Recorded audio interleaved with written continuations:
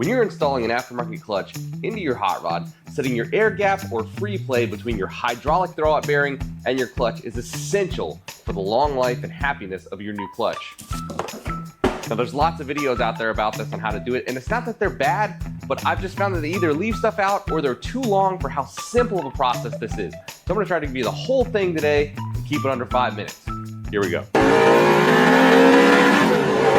I'm Jeremy, welcome back to Catfish Motorsports. We're gonna skip the small talk because we're on the clock. Now first of all, my goal here today in my free play clearance is 100 thousandths to 250 thousandths, aka 1/10 to 1/4 of an inch. But that is my goal. That is not necessarily your goal. The goal is going to be based on whatever your clutch manufacturer says it is for your clutch. If you're installing a bone stock GM part number clutch into a bone stock GM vehicle, maybe you can skip this. But if you're using any combination of aftermarket parts, especially an aftermarket clutch, you need to check this. We're going to take 3 measurements and then do a little bit of math to get our free play number. If it is not within our target goal here, then we have to add shims behind it. Tons of companies make them.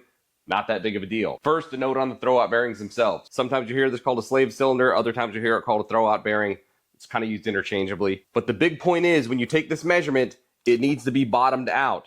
So if you're using one with a spring like this, it's easiest to take it off. If your bearing doesn't have a spring, just make sure it's bottomed out. Mine anyway doesn't have any markings or anything like that, but all you're gonna do, you're gonna apply pressure outwards, like pulling it, and then just turn it, and eventually you're gonna find a spot where it'll come off. It's not necessarily left or right. Just pull it and twist until you find the sweet spot, it'll come right off. Going back in, same thing, but pushing down and turning until you find the spot where it goes in. Easy. Our first measurement is going to be the transmission side of the equation. It is nice to have a digital caliper. You'll use the little piece that sticks out of the back, but you don't have to have it.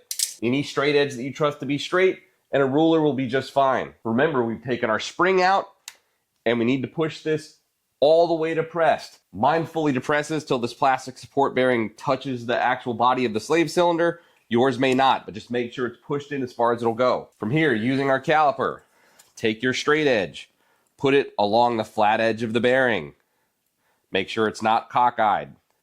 And then we're just going to take a measurement to the mating surface of the transmission that will meet the bell housing. I've got 3.195 there. It is a good idea to take multiple measurements from different surfaces, maybe average them out if you've got a few hundredths difference or something like that. Don't have calipers, you can use a ruler. Use your straight edge the same way, and then take your ruler and measure. There I get 1 15/16. The one benefit to doing this while it's a little less accurate is you don't have to go in and subtract the width of this later on. But you do have to remember that most rulers don't start all the way at the edge. There's probably going to be a little bit of a gap that you're going to have to account for. Let's write down our first number. I actually took the B measurement first because it's easier than laying under the car. But I took 3 measurements, averaged them out.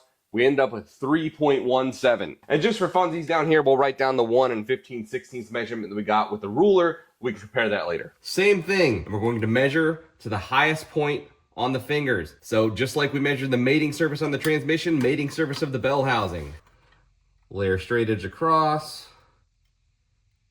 Highest point on the finger, 4.286. We're gonna take a couple other measurements and then average them out. So we took my 3 measurement average. I've got my second number, which is actually A, 4.294. Now, unless you took your measurement without taking in the width of a straight edge, you do need one more measurement, which is the width of that straight edge. In my case, we use this plastic ruler.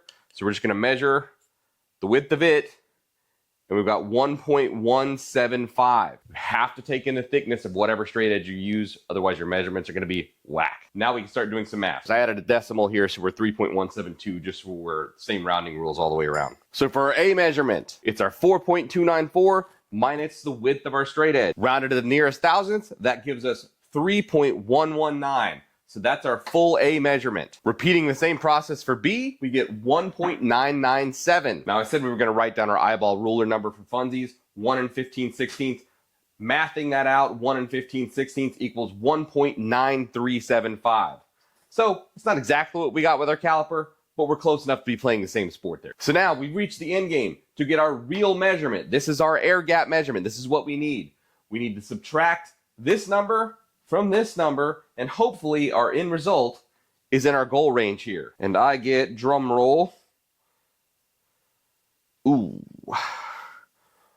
1.122, which is a long way off from 100 thou to 250 thou. Now this is important. Your number will almost certainly not be this huge. You got to remember, with this project I'm working on here, I'm mating a big block Ford to a General Motors T56 using an aftermarket QuickTime bell housing and an aftermarket McLeod clutch. Shit's weird.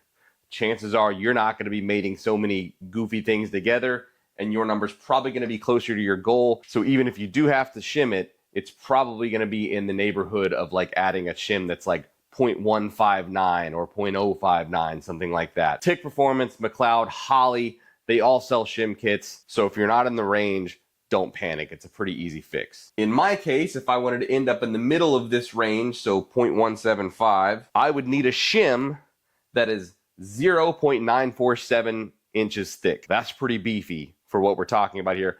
I was actually concerned about it because I did all this math before yesterday. I called American Powertrain and they're like, actually, it's not that weird when you're putting together weird components like I am. If you do get a huge number, you're not alone. It happens. But for most of you, you're probably going to be a lot closer to your goal, if not in the target zone, without shimming it. And those shims just sit behind your throwout bearing, in between your throwout bearing and your transmission. Easy peasy, no problem. That's going to do it. Thanks for watching. Hopefully I kept this under the 5-minute threshold that I said I was going to meet. Please like and subscribe. We'll see you next time.